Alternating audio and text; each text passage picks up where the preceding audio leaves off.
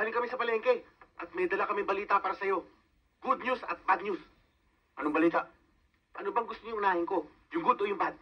Siyempre yung good news. Ang good news, sinugot ni Kapitana Lambing si Kayabyab sa palengke at sinampal ni Kapitana si Kayabyab. Totoo yan, Chairman. Good. Yung bad news? Ang bad news, kumanti si Kayabyab. Tinalikan sa labi si Kapitana Lambing. Sa harap din ng madaming tao. Totoo yan, Chairman. But... Pero may good news na naman. Sinampal uli ni Kapitana si Kayabyab. Bad news uli.